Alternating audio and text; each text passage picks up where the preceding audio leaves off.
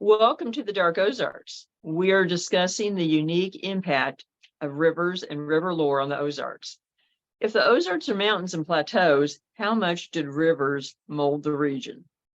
The hills, hollows, and plateaus are defined in many ways by the waterways that stretch through and around them. And these people here in the Ozarks are still affected by the lore and traditions that grew up around the waters. So much so that this is part two of Rivers and River Lore. We will get back to the rivers and the water, but first we want to invite you to like, follow, and subscribe to Dark Ozarks on Facebook, Instagram, and YouTube, as well as your favorite podcast platform. We also invite you to become a Dark Ozarks subscriber on Facebook. On the Dark Ozarks Facebook page, click subscribe, have your login information ready, and join Dark Ozarks behind the scenes for only $4.99 per month.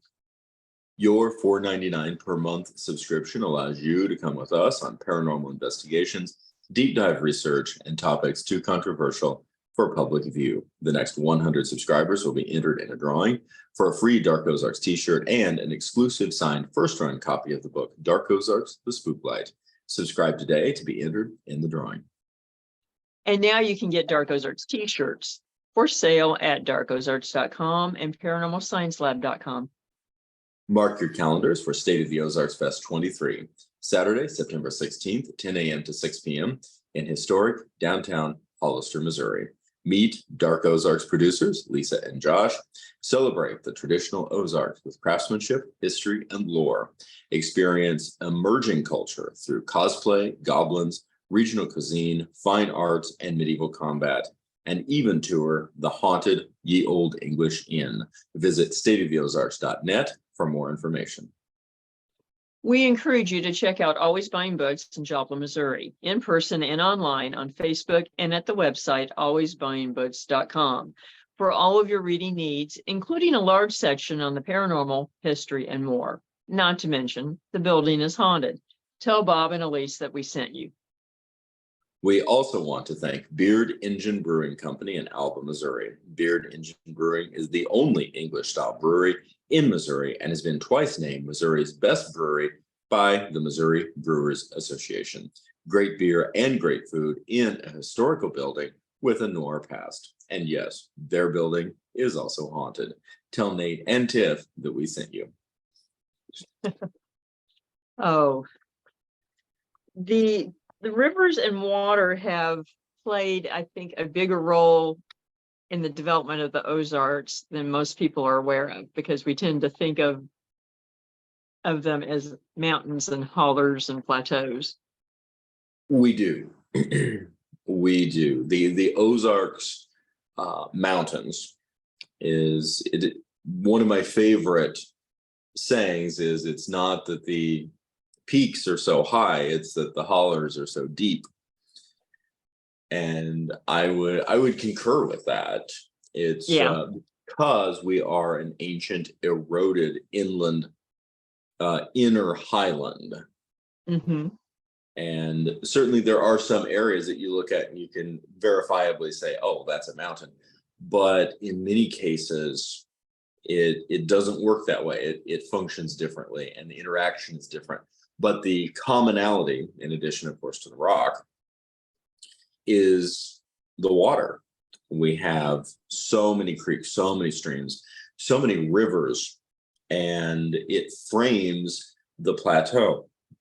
It internetworks, interlinks, and crisscrosses the plateau.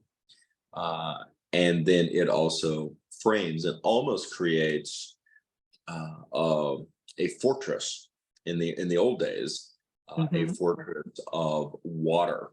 And going back to the Osage, which we'll talk more about, and because of this, the Ozarks were ancestral lands of the Osage. That it was an interesting moment reading it, because an individual, a handful of individuals could cross the waters, and we're talking about the Mississippi or the, Missouri rivers. But with the available technology before Western expansion, Euro-American Western expansion, with the available technology at the time, and we're talking predominantly canoes or swimming. There was no way to get a large enough party across at any given time to mount a realistic invasion of Osage land. Exactly. And as a consequence, the Osage really dominated the middle of the continent for hundreds of years, and actually played a central role in expansion of Europeans, because they forestalled expansion, and then they also controlled the water and land routes to the west. That is profound when you begin to contemplate that reality, and it echoes into modernity, because there were, again, we oftentimes attribute the slower development, the anachronistic development of the Ozark Mountain region with industrialization, the fact that the industry makes sort of a Y and goes north and sometimes south of the Ozarks, and did for a long time. We often attribute that to the ruggedness of the land when you're building railroads and bridges and that sort of thing. And it took a lot longer to get that stuff down here. But it's very insightful, and I find it deeply profound that process began much, much earlier, where the development and the Euro-American incursion was greatly slowed because of, first of all, the boundaries of water, and second of all, the way those boundaries were utilized by the Osage. Yes. It really casts a different light on things, especially over time. And then the flip side of that is that those same boundaries and water boundaries were made good use of by those Europeans trying to escape from the East and to hide out from the late 1700s onward, from the Hart brothers to the Mason gang, all the way up to the Depression era gangsters hiding out along the rivers and juke joints and so forth. That this process just continued to go on and on. And ironically, a recurring theme through all this was the role of counterfeiters, which I find very interesting. So you have a combination of these factors, and they were all going on at the same time. It's very, very interesting. Something that is easy to overlook is the dual nature, the duality of what we're talking about. For example, with the Mississippi and the Missouri on the east boundaries of the Ozarks and the northern boundaries of the Ozarks, respectively, the width of the river, the breadth of the river prevented large-scale invasion for many, many, many years, generations. And yet, at the same time, the rivers were a conduit. The rivers themselves are a conduit. And particularly beginning with the French voyageurs and the Jesuit priests, the rivers were the passageway into the quote unquote New World for French colonial expansion. And so you see that development, but with the examples of very, very old French founded Ozarks towns, Saint Genevieve comes to mind, and as well as, and although this is Ozarks borderlands, it's very, very borderlands. St. Charles, St. Louis, these cities were important, and they became thriving locations because of the trade that was going on the river. And yet the river itself, the river was a conduit if you're going the right way, but it was a barrier if you're going the wrong way, i.e. trying to cross it. Exactly. But by the same token, for those on the wrong side of society and the law, they could make use of it in small numbers. And their pursuers couldn't as well.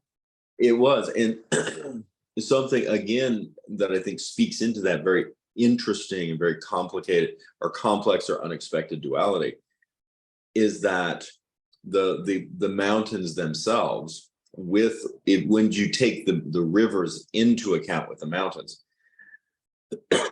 that those realities are, it was very difficult to bring large numbers of people in. It was very difficult to bring large numbers of people across. This is something, it is hard to put a level of profundity upon the Eads Bridge in St. Louis. And because once structures like that were completed, massive numbers of individuals could make the transition. And before that, they couldn't. And yet, as we have talked about in previous episodes, particularly in terms of the eastern, south central Missouri Ozarks, is that those much smaller rivers and tributaries were conduits, but were conduits for small numbers of people, that they would follow the rivers up or be able to come up the river, particularly at the right time of year, and coming up rivers like the 11 Point and the Current, deep into the Missouri highland interior. And we're talking incredibly rugged land. This is, for people who've been on the periphery of the Ozarks, for example, who might have, been on I-44 or been to Northwest Arkansas, the Bentonville, Fayetteville Metro, those types of things, and not made it, for example, into Shannon County, Missouri, into over to Eminence, over to Doniphan, gotten off of Highway 60, gotten south of Salem.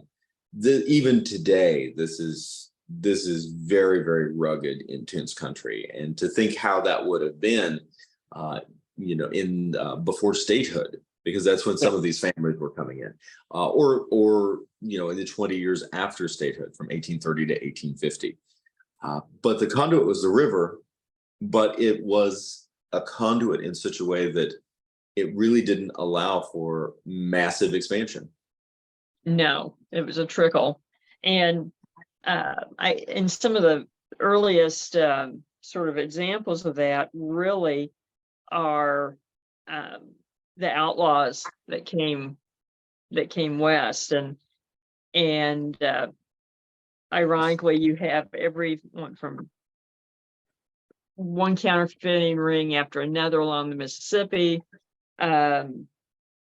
which is kind of ironic because there were very few people around to actually. This is sort of like John Avey, the Ghost of the Ozarks, at the Lake of the Ozarks area in the 1830s. These were counterfeiting operations on the frontier that were shipping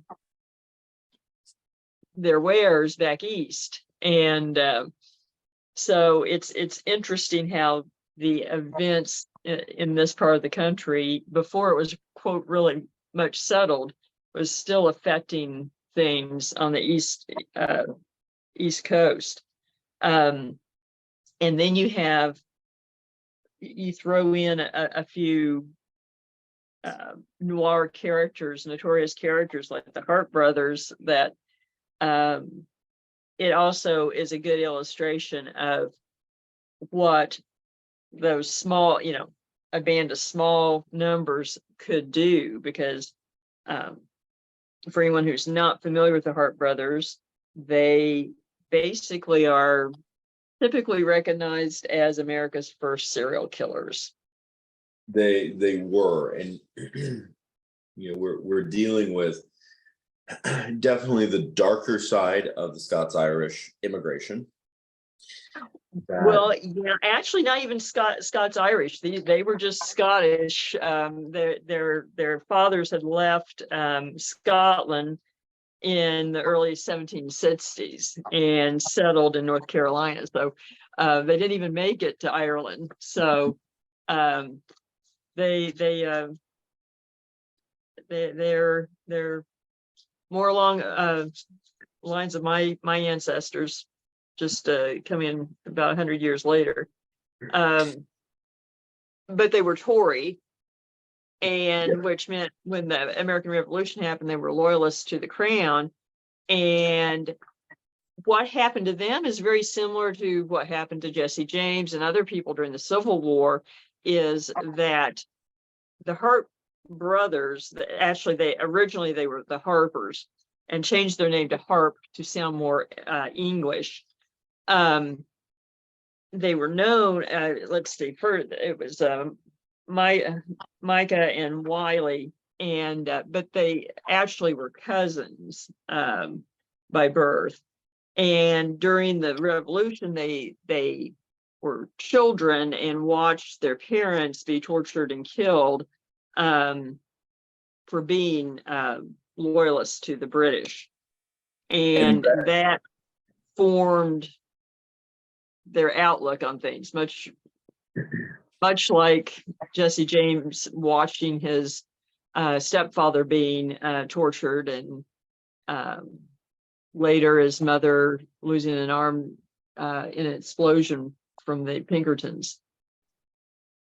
One of the things I think is very important about the Hart brothers story is certainly in the onset, less so in the later aspects of their exploits, but certainly in the beginnings, is the painting of a much more complex picture of the American Revolution. We have oftentimes grown up with the stories of success and victory and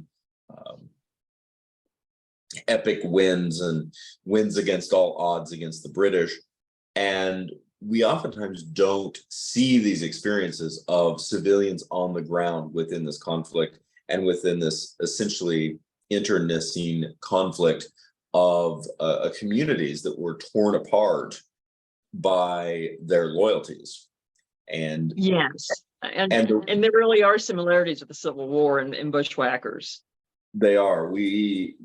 So many now generations distant from the Revolutionary War, it's easy on one side, on one extreme, to dismiss the efforts of the American revolutionaries and paint with a very broad brush and say, oh, we've moved on. But it is also easy to dismiss the human cost of what was going on the ground and the immense devastation that was taking place as the colonies were essentially set against each other, again, on those aforementioned loyalties. Were you with the burgeoning possibility of a new nation, or were your loyalties with Great Britain and the British Army? It is incredibly complex. It's incredibly difficult. And even from afar, you can look at that and ask yourself, what was the cost? What was the outcome of this kind of devastation and this kind of conflict on a personal level? The Hart brothers show an example of that at its worst. Exactly. And much like the James brothers, they then got involved in activities in the war, became part of a Tory, basically a gang that took advantage of that lawlessness and looting, raping, pillaging, etc. And they ultimately were pursued, and one of them wounded by Captain James Wood of the Continental Army, and he worked with Captain Morgan, who has been in recent times portrayed in the movie Patriot by Mel Gibson. And so who he was a real life guerrilla fighter for the revolutionaries. And he was one of the ones that pursued the Hart brothers. And they ultimately eventually escaped, spent time with the Cherokee Indians, and basically picked up more fighting skills, and they developed a fondness for the tomahawk, which they used on most of their victims from them on. Then they started kidnapping women and abusing, raping, and killing them.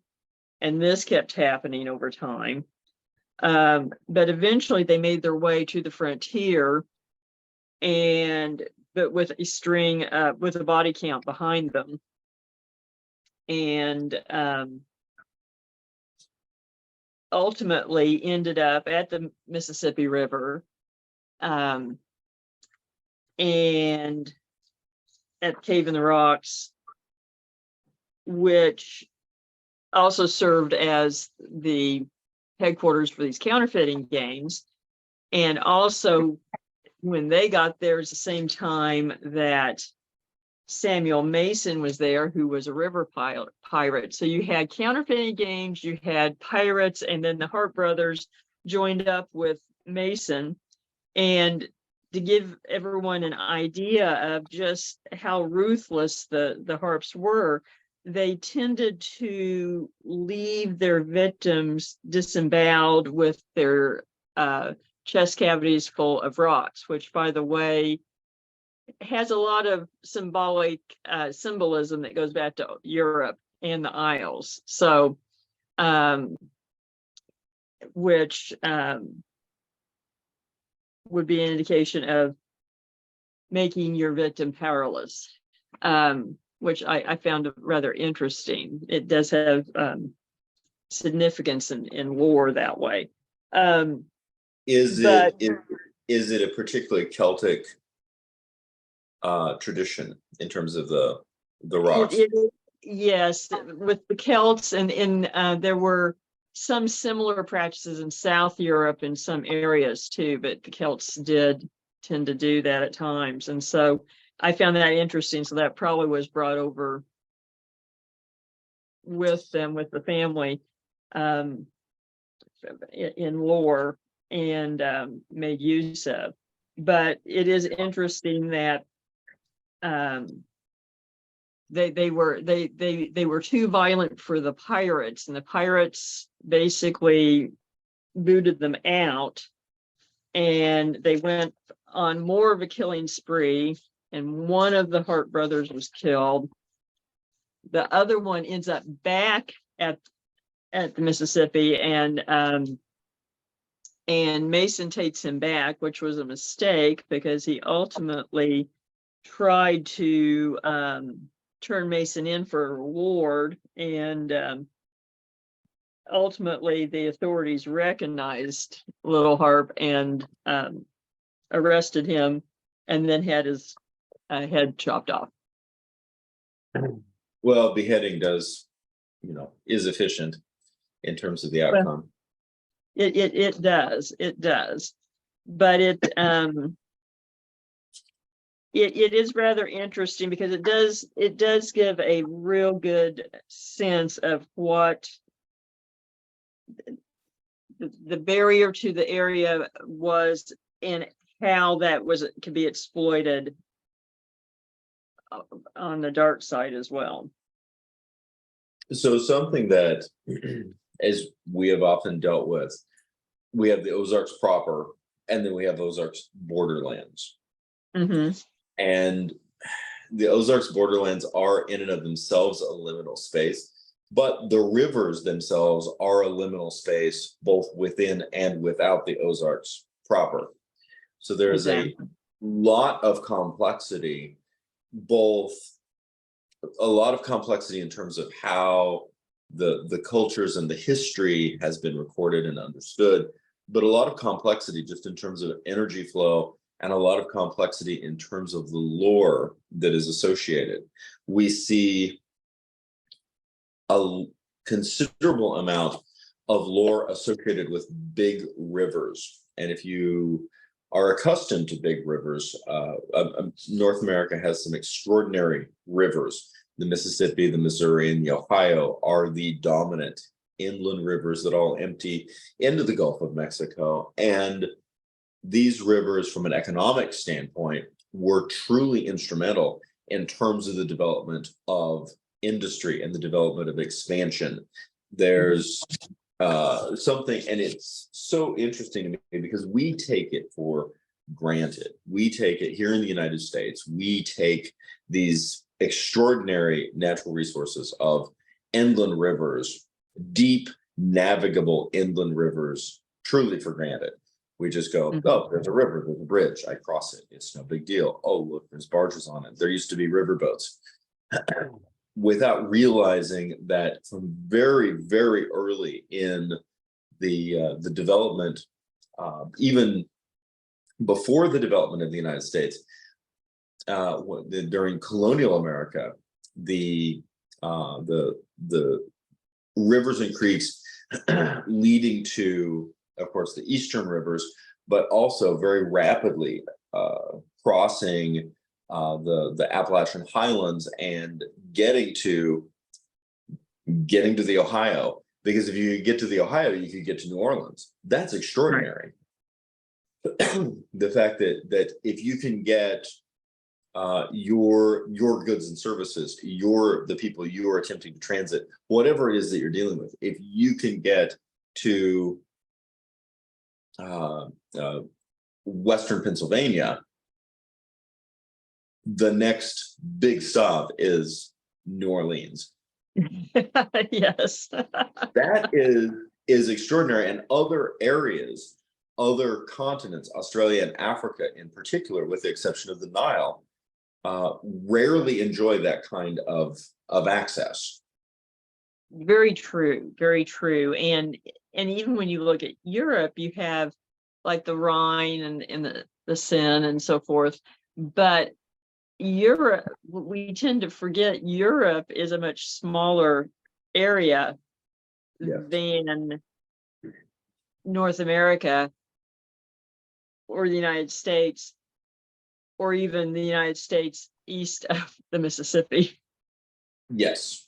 Yes, it is. And it's dealing with vast spaces, but vast navigable spaces, not extraordinary expanses that you can't get across, not extraordinary expanses without water. The amount. Now, coming back to a folkloric standpoint or a shamanistic standpoint, water is energy. Water is carrying energy. We can understand that from a physics standpoint, but we can also contemplate it on a spiritual standpoint or even a paranormal standpoint.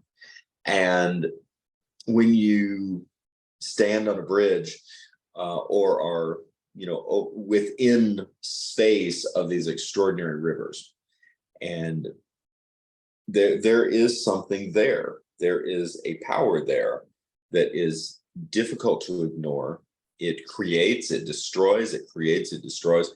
And as a note, again, in proximity to the Ozarks, that's where Dark Ozarks, the Cave and Rock is technically on the Ohio, and it is in a region that the Ohio River, and it is in a region, it's by superficial stats, you wouldn't associate it with the Ozarks, but you almost have to, based on its actual proximity, because you look at the stats and it says it's on the Ohio River, which it is, and it's in Illinois, which it is, and you go, that has nothing to do with the Missouri Ozarks, but it does. And you look at the movement of people. the these three great rivers that we're talking about, Mhm.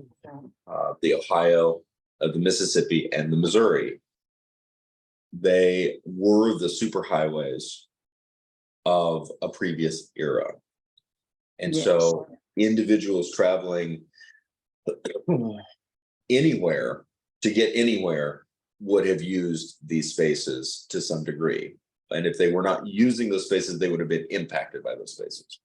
Well, yes, and in fact, some of the outlaws that did use that particular space were pursued, and a lot of this is in time period before, quote, the Ozarks was a part of the United States, were pursued by variously Spanish and French authorities and arrested in the Ozarks. So, I mean, they traveled through and, for their criminal activities. And so it directly impacted. I think that's a misnomer we tend to look at. We'll look at a map and say, oh, that's not the Ozarks, and we get some comments from people sometimes going, wait a minute, this isn't, quote, in the Ozarks. And sometimes it is really, and sometimes it's borderlands, or the story has aspects that did take place in the Ozarks. They did, because what we're not taking into account is the transitional aspect of the people involved, or the interconnectedness. The confluence, the coming together of the Ohio River and the Mississippi is a sacred space. Definitely. And it is a beautiful space. It is a humbling space. I've seen it from multiple directions. I have had the opportunity to stand in awe of it in multiple directions and cross bridges in the immediate proximity. But it is also foreboding. We're dealing with an extraordinary amount of energy.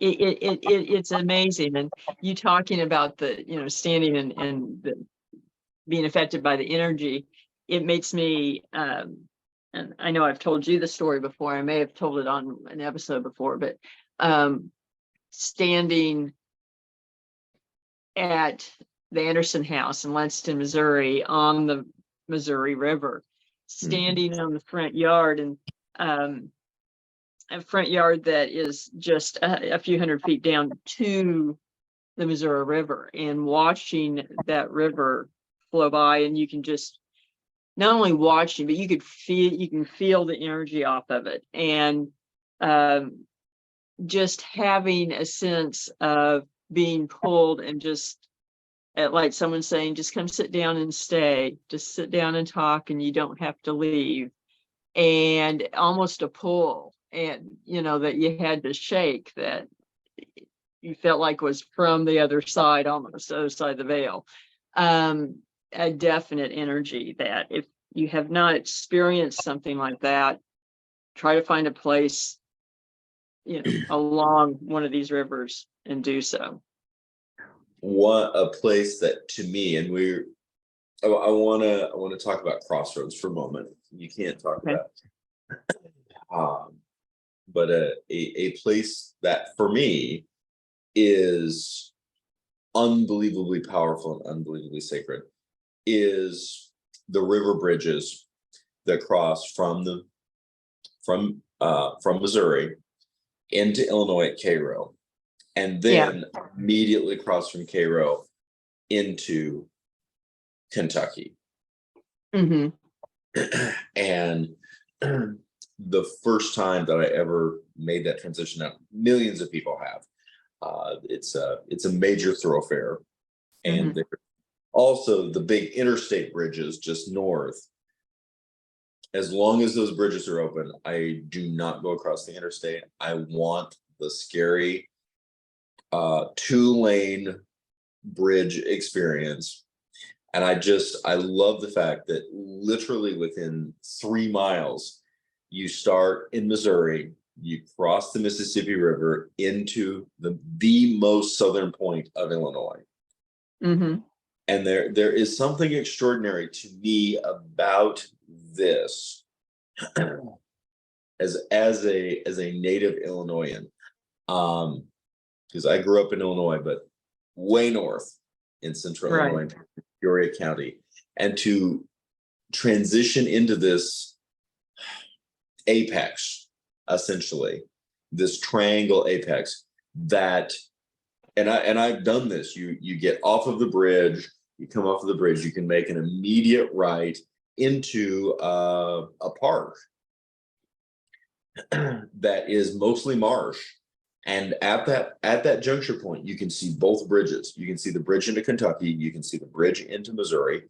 You can see Kentucky. You are in Illinois. And you see it is literally in front of you, the coming together of the two greatest rivers in North America. And it's right in front of you.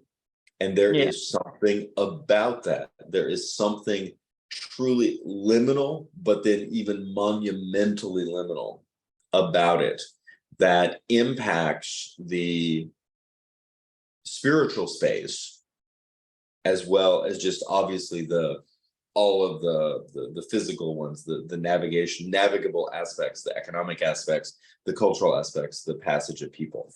It is extraordinary. It is like a focusing point for the continent.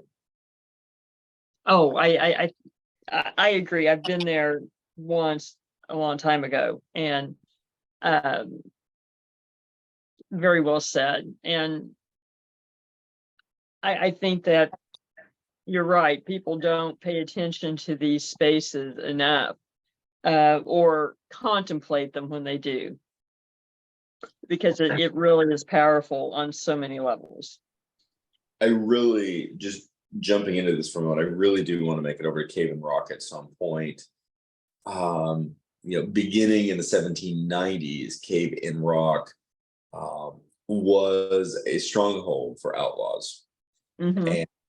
And again, so far hence, I mean, I was born in the late 70s, and by the late 70s, Illinois was not the far western frontier No.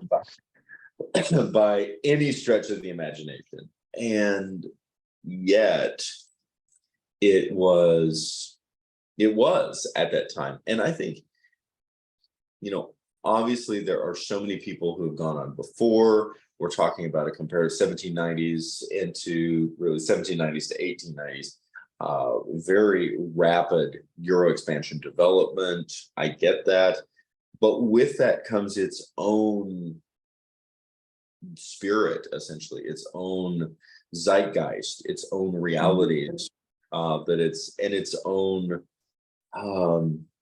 ghosts. And I use that term figuratively as well as literally, that it created its own thing over the course of a century that had not existed before, and then left its remnants. And the river lore for me, even though again far removed, when we talk about the Ozarks, we talk about Ozarks borderlands. Did not grow up in any way, shape, or form associated with the Ozarks borderlands. Central Illinois is vastly removed from the Ozarks. But I grew up within 5 miles of the Illinois River. The Illinois River empties into the Mississippi just north of Alton. And it's very weird. I think it's predominantly the fatigue, but that is impacting me, as well as possibly a few other things. But it is, I grew up in original growth riverland bluff forest. We had probably 3 oak trees in our 30-acre property that were original. That's cool because that doesn't happen to many places. No, and unfortunately, in most places in the Ozarks, that has been lost because of the post-industrial logging that took place here in the hills. And I appreciate what you're saying because I spent a lot of time right down the road from you, growing up because my aunt and uncle lived in Galesburg. Yes, so you know the country, but Yeah. it is extraordinarily from a spiritual and energetic standpoint, and from a paranormal standpoint, in a weird way, or a veil or liminal space way, really extraordinary to contemplate, because I grew up within that forest, and I Mhm. grew up a huge event for me was when it would rain. And when it would rain, we would have these temporary creeks that would rush through the property, and we had a huge ravine. Of course, you don't have there are plenty of rocks, but they're buried beneath 30 feet of clay. Yeah. But the ravines will cut through that, and we had a ravine that went through a property that was easy 15 feet deep plus, oftentimes more than that. And this was a very magical place for me as a child. Very, very powerful. I spent a lot of time in the ravine, all kinds of weather. Rainy weather was the best. It was really incredibly exciting. But in just less than 5 miles, that tributary that was my ravine opened directly into the Illinois River. If I had gotten in the ravine and wanted to walk 5 miles through other people's property, so I didn't, I would have ended up at the mouth. It would have opened into the Illinois River. And that water is so connective on a spiritual and liminal space basis, to be able to stand, in the Missouri Ozarks and overlook the Mississippi, or to stand in Alton and know that the Illinois River is just around the bend, or to stand at that apex of the southernmost tip of Illinois and look, and somehow that water is connected to me and my childhood. It's extraordinary. It's an extraordinary feeling.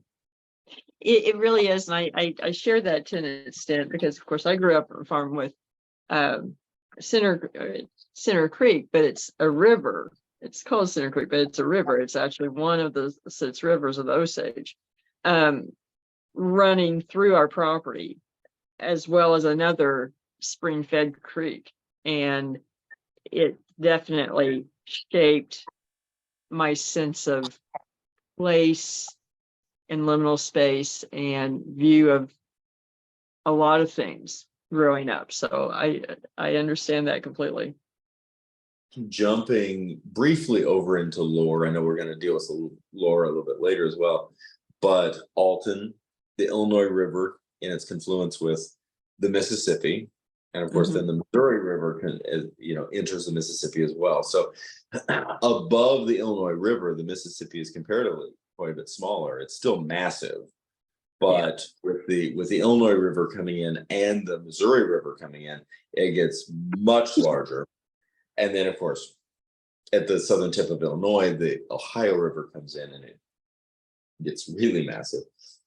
But coming back to Alton, the Piasa bird, and I'm still fascinated, intrigued, interested in this lore, because it was clearly deeply significant to the peoples who were there in the 1700s and prior.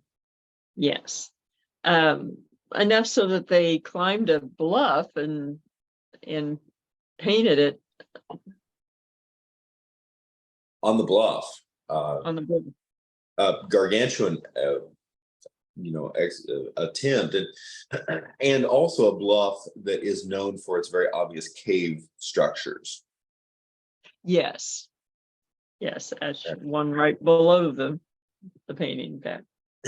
And the city of Alton repaints the Piasa bird on a regular basis. So if you're coming across the way and you know where to look as you're driving into Alton, you can see it, which I love.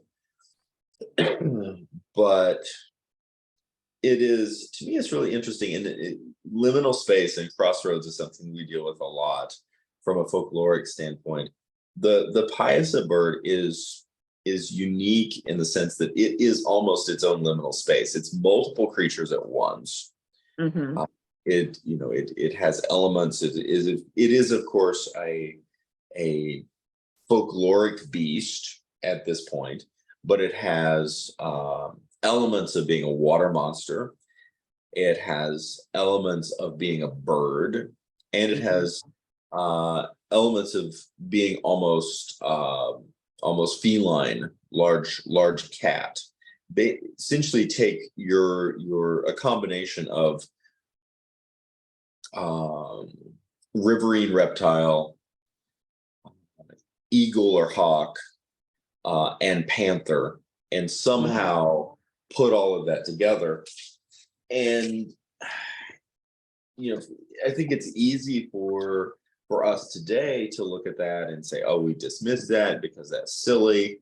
It's just people in prehistoric times or early history times just like to take things and put things together and make up stories. But it really does make me wonder, especially when we discuss aspects of cryptozoology, aspects of archetypal meaning, aspects of interdimensionality and liminal space, what we're actually looking for, because this resonated very deeply with pre-Columbian peoples in the immediate St. Louis, Alton, Cahokia region. It really did. And then there's evidence that in archives in China that the great Chinese naval expedition in the 1400s that we know made it to California may have actually made it all the way to the Mississippi because they described the Piazza bird and described the painting on the cliff in these records that have been sitting back in China for 700 years. Which is very unsettling is not the right word, but very disruptive in terms of our expectations of the past. Yes, it doesn't fit the established narrative, but there it is. Which really, I think, brings up an interesting subject as a whole, which is that of river monsters. Yes. Wow. It's interesting because lake monsters are prevalent in some parts of the world and parts of North America, but of course, in the interior, while there are natural lakes, before the times of impoundment, it's rivers that draw our attention to the idea of monsters. It is. Now, as an interesting side note to this, Lake Creve Coeur, is one of the few naturally occurring large, deep lakes in Missouri. And it is in the St. Louis metro. It is an interesting place. It's also a very inhabited place. It's very much a recreational lake and recreational areas around the lake. It's in the St. Louis metro. It's very close to St. Charles. It's very close to downtown St. Louis, etc. It's also very close to the Missouri River, and it has it's very, very interesting paranormal lore associated with it, and it has a rumored folkloric monster from its depths, which again, logically, biologically is not possible. It's not, Right. that's, but folklorically, it's very interesting. Right. I mean, and um the monster is a little amorphous as far as my understanding, but Mm, um there is a Indian princess ghost story as well, yes, and it's, and particularly an Osage Indian princess. Um, Now, I've actually heard a couple different versions of it. One is that she had fallen in love with the son of a Spanish governor or some sort of official, and that he ended up marrying another Spaniard to appease his family, and so she basically jumped into the lake and drowned, and that her father paddles out and asks the great spirit, to trap her as punishment. So she becomes a ghost and almost the monster. Um, I've heard when I lived in St. Louis, sort of rumors, that there was something in the lake, some sort of monster, but I've never heard anything even as detailed as anything that you hear about Champ or Nessie or anything like that, but supposedly that there was something in the lake, some sort of creature. Um, but so it's interesting, and whether or not it's all in one story, who knows? I can say that there is an energetic aspect of the lake that is unsettling. I agree. I agree. Um, when we were there, certainly, had that feeling. And I lived about 2 miles from the lake during law school and was out there a handful of times, but um, I was so preoccupied with school that I was not focusing on energies and, And and things like that, that, just trying to get sunshine. yeah, that's extremely fair. I don't personally believe that a physical and all the time physical creature of some sort inhabits Lake Free Floor. Um, I don't either. I don't uh, either. but I do believe that there is a quality to the energy that's very foreboding, and I would be I would be interested to conjecture in terms of what has happened there over the generations. There's this is related. I want to jump into this. It's not quite in our notes, but the the two there there are two recurring stories. There are many recurring stories, but there's two that I want to focus on because they oftentimes in some way deal with water, typically in terms of death. And it is almost copycat lore, but many times people who are sharing it don't realize that it's copycat lore. The first is the proverbial Indian maiden Mhm. plunging to her death off of a bluff into water. Yes.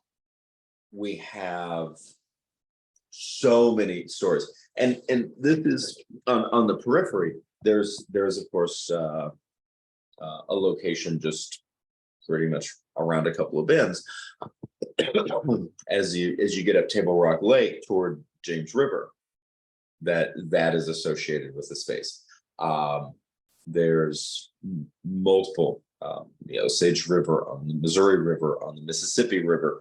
We see this over and over. The other is Crybaby Bridge. Mm-hmm. And you have, again, there are nuances and complexity. I wouldn't necessarily say complexities. There are divergences in the story. Mm-hmm. But the story is essentially the same with the Crybaby Bridge. And it runs the gamut from, depending on how unsettling or subversive the telling is, the mother and child in a car, and it's a car accident, and the baby is lost as a result. And the mother survives, but then kills herself afterwards Mm-hmm. because the baby is gone. Or in some cases, they both die in the accident. Mm-hmm. Or the mother kills the child by dropping the child into the river from the bridge, and then it is haunted. And then perhaps in her estrangement and grief, she kills herself later, or perhaps doesn't. And you see a similarity, to me anyway, a similarity in the complexity, the nuances, the changes that take place with the Indian maiden, and the sense that in both of these cases we're dealing with an almost varying gamut of subversive tale that is challenging aspects of society, or challenging aspects of womanhood, or challenging aspects of where does one fit within a structure. But there's always a sense of horror, there's always a sense of tragedy, Mm-hmm. and they're everywhere. So much so, because I will get people reporting both of these to me as though it's the only location. And Yeah. You get that a lot, the Crybaby Bridge, and it's associated here or there, or there's ones everywhere across the country, but there's a sort of a quote notorious one down in Oklahoma, and I know people in that part of the country that if you say that there's another Crybaby Bridge, it's almost fighting words, but it is true. It makes me think of two things really. And this is first is an example to show that this is pervasive, and it goes beyond, say, North, Native American lore, or the white settlers coming into the interior of the United States, and that would be the La Lora tales out of Mexico of the woman. It's always a woman in white, seen crying and at a lake, and usually a lake, but could be a river. And the story it will go that she's looking for her lost, drowned children. yes, And then in some versions of it out of Mexico, she could be a very predatory or vengeful spirit if you happen upon her. So but it is the same type of story, and it has the real feel of folklore, just like these. The other one that I'm thinking of, it has these qualities that it has the checklist that you just mentioned of lore, but it's based on reality, and that is in Carthage, Missouri, the ghost of the young girl that is seen in a number of locations around the square, and she's always, when her ghost is seen, she is wearing what looks like a cape or a hooded coat over a dress with long hair, and she appears to be sopping wet. yeah, And she is seen in buildings that are all connected to the underground tunnels and the underground lake and water under the town. And what we found is that it is connected to a real story in 1878, where she and her mother were in a carriage accident and thrown into a pit that was being dug to build a building. and water had filled the pit but had not been pumped out yet, they're thrown into the water, washed away, and are never found. So you have all these elements of these women in these dire situations, the grief, the lingering, and how do you perceive them? But it is based on a real event. It is. It is. And there are a number of commonalities, but certainly the most striking to me is the water. Yes. And it's always interesting because she's always seen, as if she's dripping wet. And interestingly, I've heard her, I have not seen her, I have heard her in a location actually yell, wait.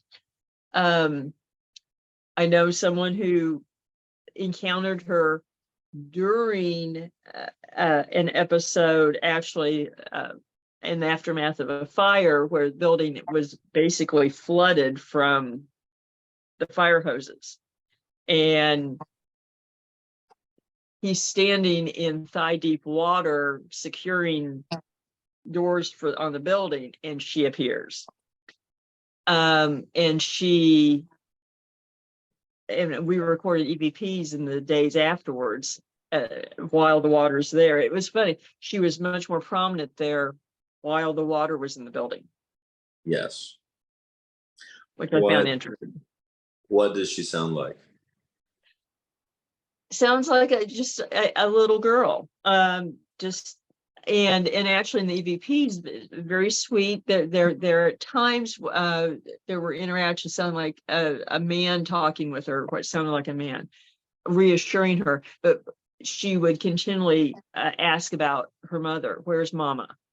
Where's Mama? Where's Mama? And you sometimes would have EVPs of a man sounding like he's trying to reassure her. And then she also asked specifically about the owner of the building who had seen her. And specifically, is Keith all right? Which was pretty amazing. And when I and 3 other people encountered her, she yelled, wait, very loudly, to the point where we all stopped. So a sense of, don't leave me, I'm, danger, all these things that go along with these other folkloric renditions. Yes. It's sometimes those experiences can be unsettling just because of the inference of tragedy or of longstanding, not letting someone's still within that space. Yes, and I should note for listeners that it's not just personal experiences of people seeing her or whatever, but she's been caught on video camera before, and seen on closed circuit TV by police officers, actually over the course of at least 40 years. Wow. And I've had a number of officers, actually I've had officers share photo with me taken off of security system. And then I've had a number of officers tell me that they experienced running into her and seeing her on camera. That's incredible. That's incredible. And we have a long-standing, I would say, sort of a generic understanding of lore that quote unquote spirits can't cross running water. But what we seem to see that's more accurate is that there is a spiritual association with the flowing of water and a connection existing with water. That seems to be more accurate, I think. And perhaps there are certain spirits who can't. I'm not sure, but it seems to be more a conduit than anything, whether it's above ground or below ground. So moving forward, of course, we have one of the most evocative eras of recent or American history and river lore is plantations and riverboats. Yes. And both have played an incredibly interesting role in terms of the development of the Ozarks, particularly Borderlands Ozarks. Mhm. And for the right for the skilled pilot who didn't manage to screw things up, the capacity to get a, comparatively speaking, rather large, in some cases quite large, riverboats up the navigable waters of the Ozarks, of the Ozark Mountains, is amazing. The fact that Mhm. in the right season, Forsyth, Missouri was a riverboat port. The confluence of of Swan Creek and the White River was the riverboat port, and one ingenious riverboat pilot managed to get his boat all the way up to the James River, which Yeah. is extraordinary. That and certainly we've talked at length of the safety issues of the 19th century riverboats. They would snag, they would sink, they would run aground, they would spontaneously ignite like a bomb.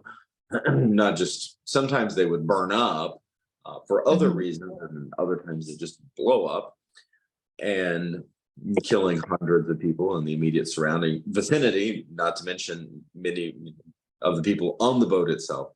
But all of that aside, we covered that in the previous episode. All of that aside, you have these riverboats were extraordinary pieces of technology. First and foremost, the capacity to carry unbelievable amounts of people and cargo. These were, first of all, fusion or hybrid vehicle, in the sense that they were a passenger liner and they were a freighter at the same Mhm. time. And so many of them, not all of them, but so many of them were built as these palaces, these floating palaces, testimony to the Gilded Age and testimony to the pre-Gilded Age of American expansionism. That it's a combination of things, minus the fact that they would just spontaneously blow up. It was a combination of things that was extraordinary to consider, and something we don't typically get as a part of modern day society now. The idea that it's this blue collar agricultural foundation of work ethic and a simple pragmatic need to move goods and services and move people.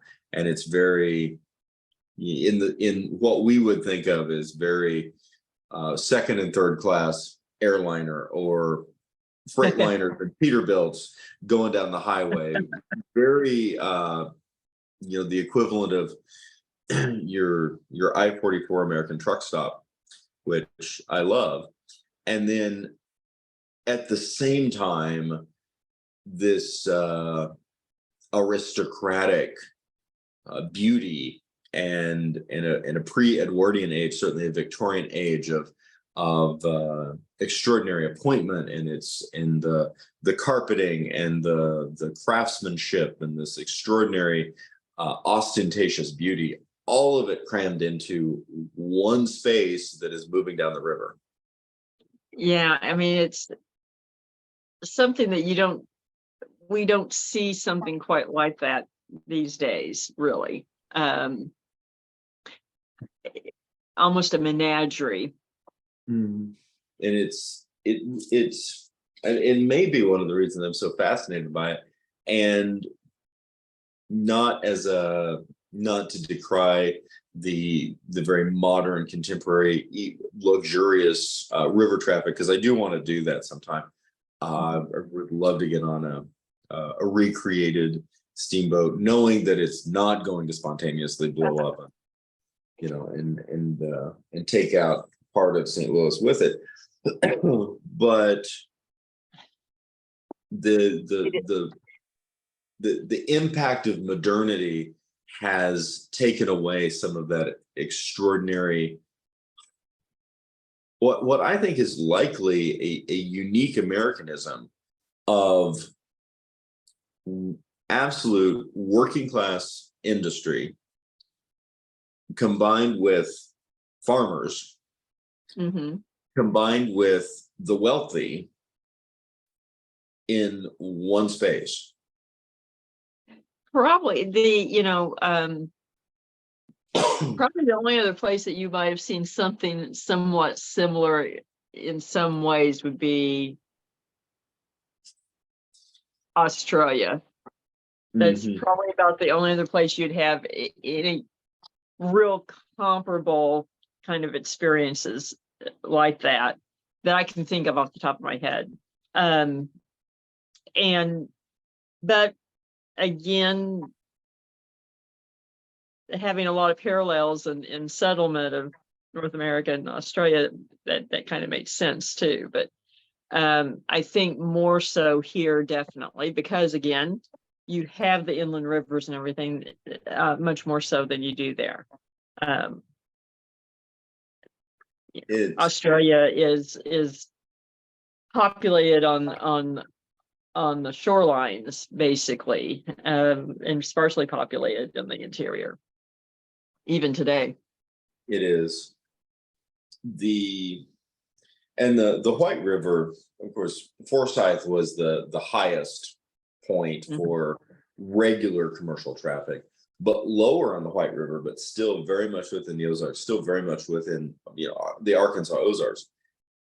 There was a considerable amount of riverboat traffic. Oh yeah, that took place largely up until it was replaced by the railroad. Well, yes, and of course you can't ignore the fact that sort of the Arkansas River, which a lot of it is you have to really consider as a southern boundary, had lots of riverboat traffic as well.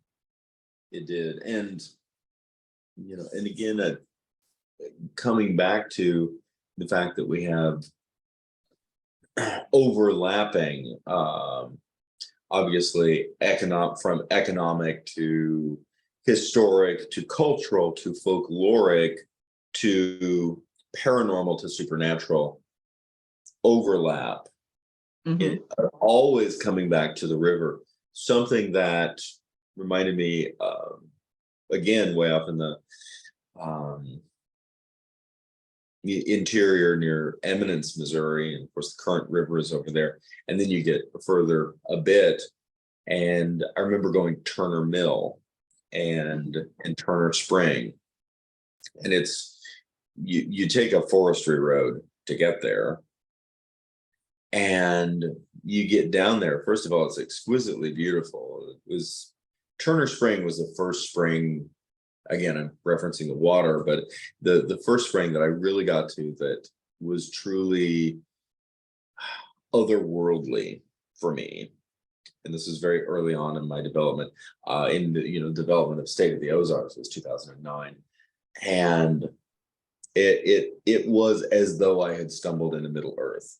I was sitting, this is what people fly to New Zealand for. And I accidentally took a, forestry road, and in Missouri and landed here. But you get down there, and there is a remnant of Turner Mill. The mill is long gone, but the wheel is still there. Yeah. And it's iron. And it was brought in. And that's amazing. You just look at that and you go, how? Because it's massive. and it's so massive, it's still there, and it's just sitting there. There's nothing else. It looks like either a steamboat paddle wheel and the riverboat is missing, or a Ferris wheel and the carnival is missing.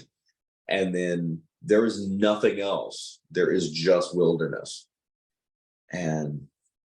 But knowing that had to have been brought, and they weren't, I can't imagine them bringing that thing up on a mule wagon. Certainly not from an far away origin point. So the conclusion is it got sailed up the river, at least in parts. I'm sure at least in parts and assembled. So, it's amazing what was done, and that we look at and assume that they weren't able to. I think let's talk a little bit, speaking of borderlands and everything, a little bit about the Delta. Yes. And the plantations. Yes. Well, there's the Anderson House certainly comes to mind. Yeah. Yeah, we need to get you up there, but it's definitely, I mean, if you didn't know you were standing on, basically on the banks of the Missouri River, you wouldn't know that you weren't in Louisiana or Alabama or Mississippi. Looking at it, it's a beautiful home. It was a hemp plantation. Hemp was a huge commodity, it's only in the 1930s that hemp got a bad name. Because of a propaganda film called Reefer Madness that was put out by the lumber industry. People don't realize that hemp and then related products were vilified because we were trying to protect the lumber industry from hemp. But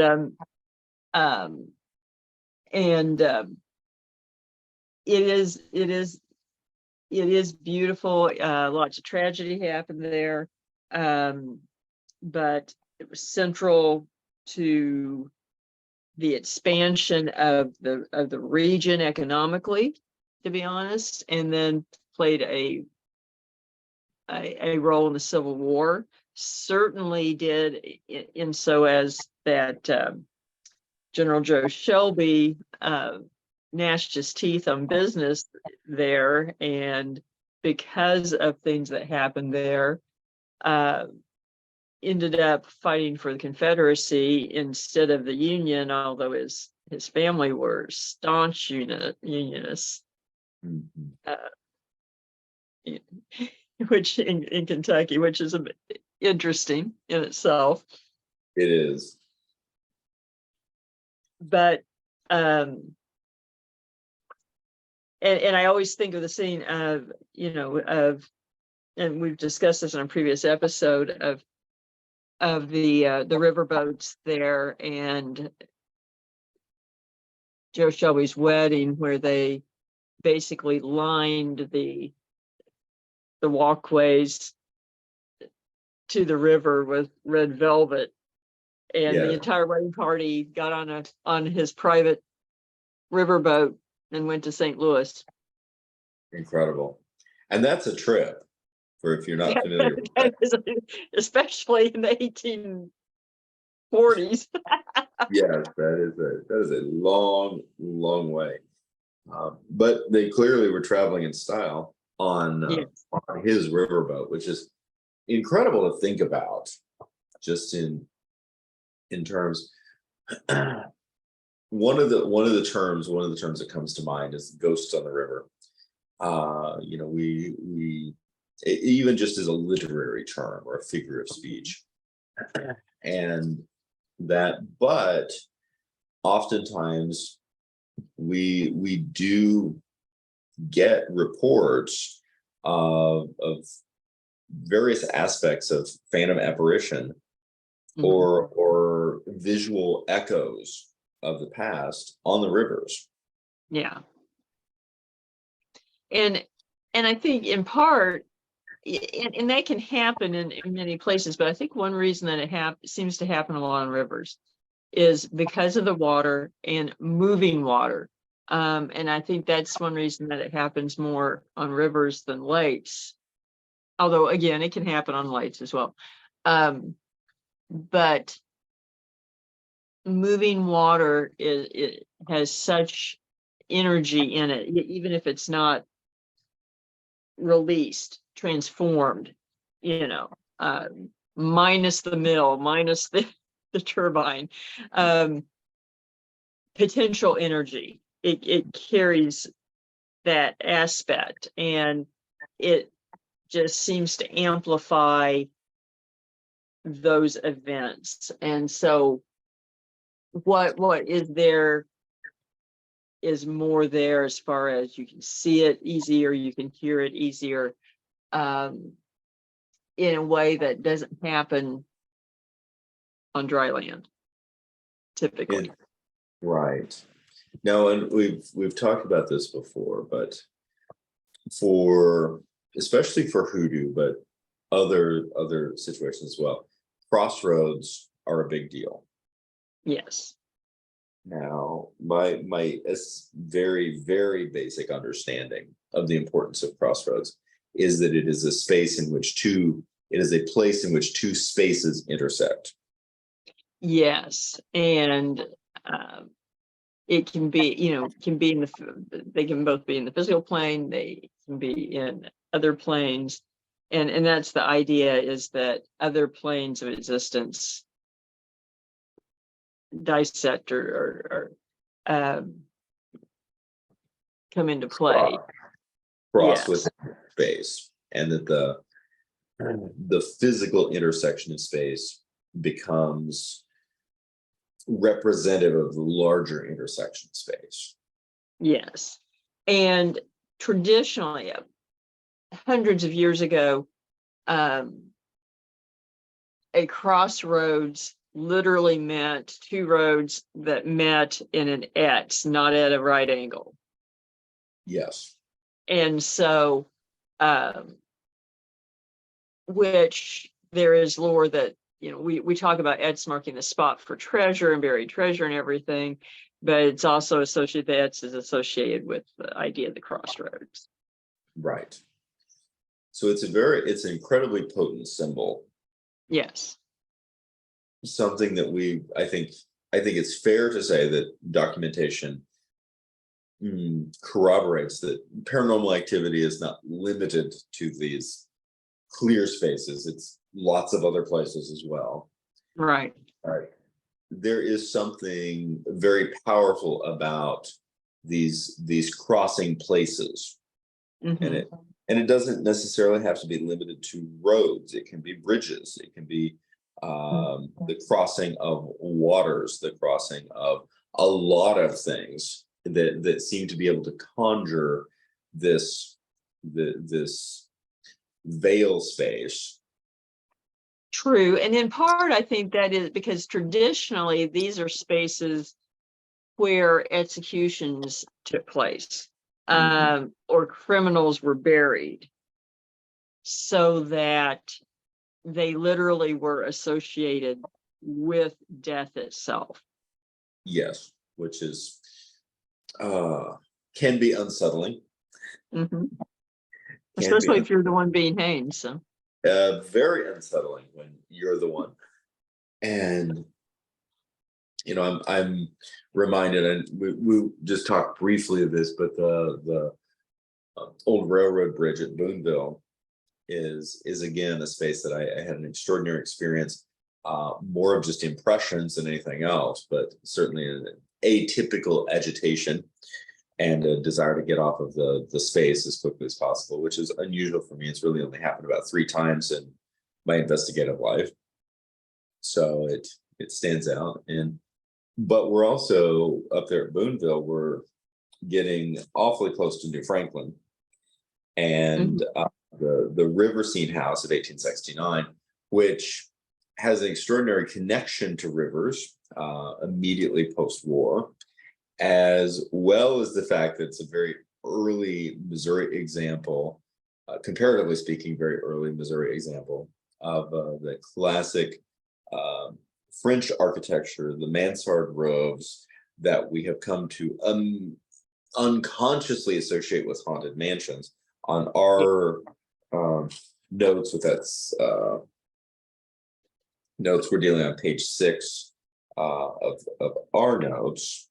Okay. And this is a place I've not been to yet, but ever since beginning research about it, I really, really want to go. And if word about this gets out to the folks who curate the River Scene House, I just want to say thank you for curating it and taking care of it. And I can't wait to visit. But Same here. it's it's been on the National Historic Registry since 1973, and it was the home of steamboat captain Joseph Beeler Kinney, who was a steamboat captain on the Missouri and the Mississippi. It has some really interesting hauntings associated with it. Mhm. And to me, there's a certain culmination of things. The river, the potential, which has this enormous amount of hope attached to it. The tragedy, because there's a lot of loss associated with the initial founding family of the home, and the fact that the house is additionally somewhat representative of that riverboat age, not just the wealth, but the style and the association with, again, liminal space associated with strong French influences. There's just a lot of things going into this space to create what we would certainly recognize as an iconic haunted mansion. Yes. Agreed. Agreed. And these are places that I think need more appreciation, need more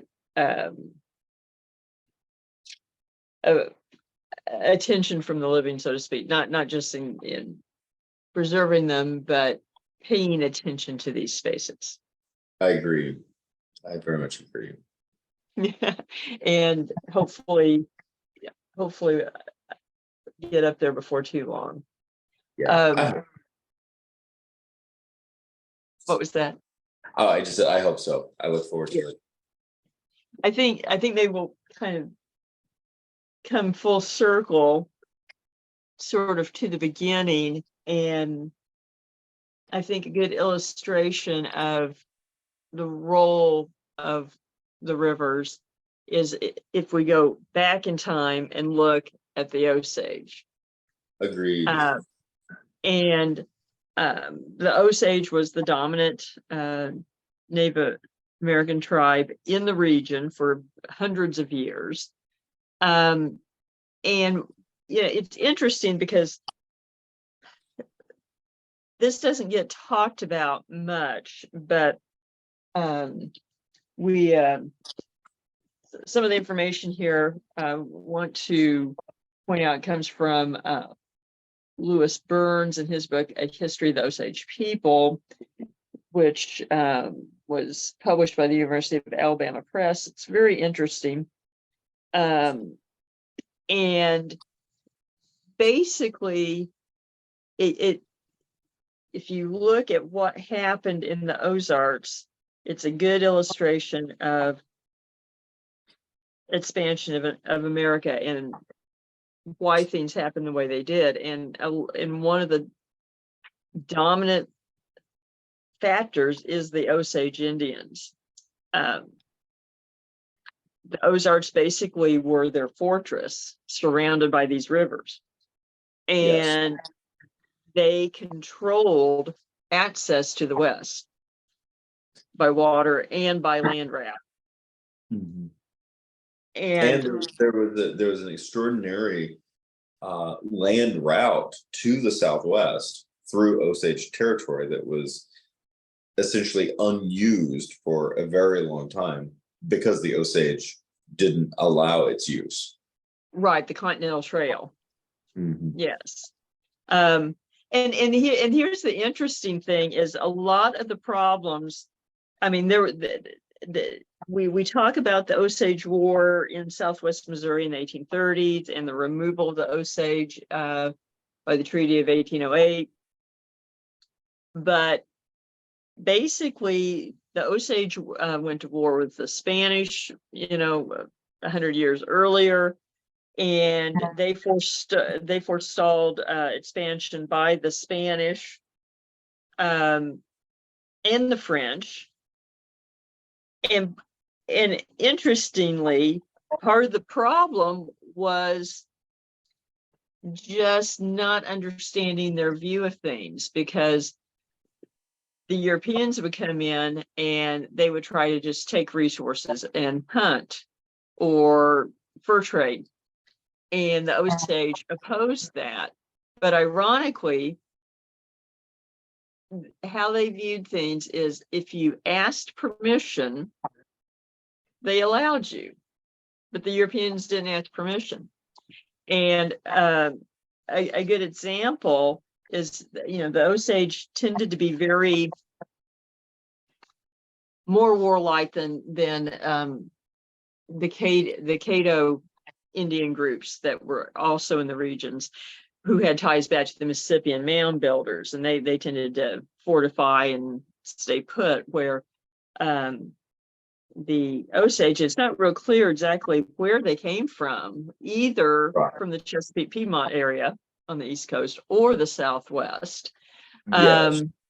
Now, And linguistically, it is an interesting note that the Osage language has lots and lots of descriptive terms for particular geological features that are found on the Piedmont Plain, as well as the Ozarks, and as well as lots and lots of linguistic descriptors for essentially existing within a hardwood forest or a hardwood right, forest region, which it gives some interesting hints, not proof, but certainly some interesting hints that the Osage people who speak a Lakota dialect form, in terms of a root base, may very well have originated from the Piedmont Plain into the Ohio River Valley, which is yeah. interesting to contemplate. It's a different language group than the Cherokee, and they may have come from the Southwest, but it's difficult to parse that out. But I find the linguistic hints to be really, really fascinating. I do too, and that you also have to think too, as they controlled this inland highland, and it's termed the Osage Empire.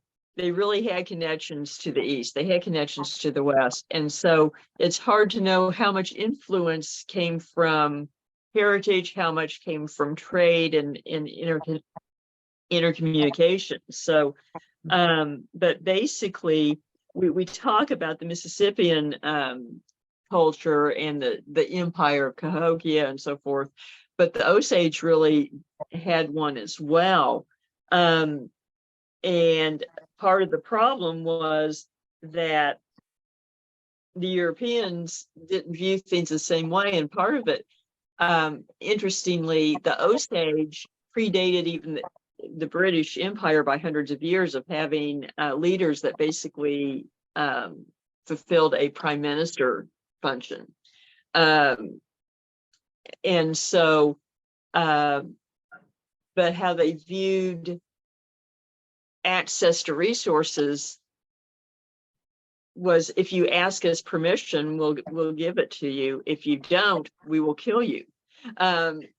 And that's what the Europeans didn't seem to understand. And a good example is that even in the 1870s, the Wichita Indians, who were long-term enemies of the Osage were going through droughts and starvation in their lands, and they came and asked permission to hunt in the Osage lands in Oklahoma. And these were mortal enemies, but they gave them permission because of their circumstances. Incredible. Absolutely incredible. So, it's very interesting that because of the lay of the land and the water, that they could control an area that covered most of Missouri, large sections of Arkansas, Kansas, and Oklahoma, and basically kept the Europeans out for 150 years. Yes, which most other groups were not able to do that.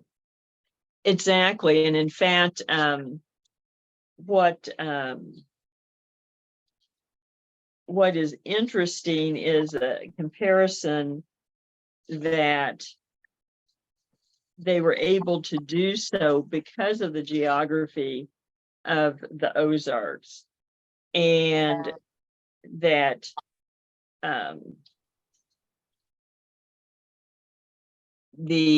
how it could be used as a fortress and keep people out worked the same way as at Saratoga with the Revolutionary War, and Benedict Arnold keeping the British Army at bay with one brigade and one rifle company, as well as the Spartans holding off the Persians at Thermopylae. Yes. So it's interesting to contemplate. So if anyone who is wondering about whether or not the Ozarks are as rugged or imposing of an area, it gives you an idea of comparable situations throughout history. So It does. I find it very interesting.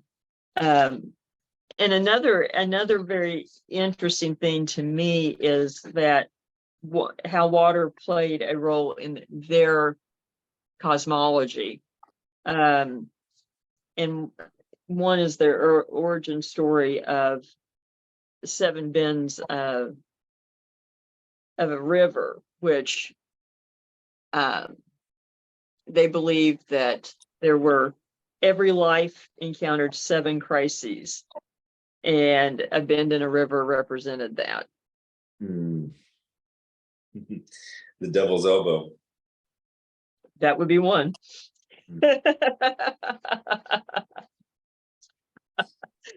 That indeed would be one. So water has been a forceful element in history, nature, and folklore in Ozarks well before English was ever spoken here. Absolutely, since time immemorial, and helping make the Ozarks both a fortress and a crossroads. Yes. What a dichotomy. It is. No wonder it's interesting. Exactly. And that might be a good thought to leave off on. I agree. We want to remind you not to forget to check out upcoming events and merchandise at darkozarks.com and paranormalsciencelab.com. Thank you again to Always Buying Books and Beard Engine Brewing Company for helping to bring the Dark Ozarks to everyone. On the next episode, we are going to be discussing witchcraft and the Ozarks, Part 2. Catch the Dark Ozarks podcast on Branson Podcast Network, Apple Podcasts, Spotify, or about any other podcast platform. Thank you, everyone. And remember, there are no easy answers in the Dark Ozarks.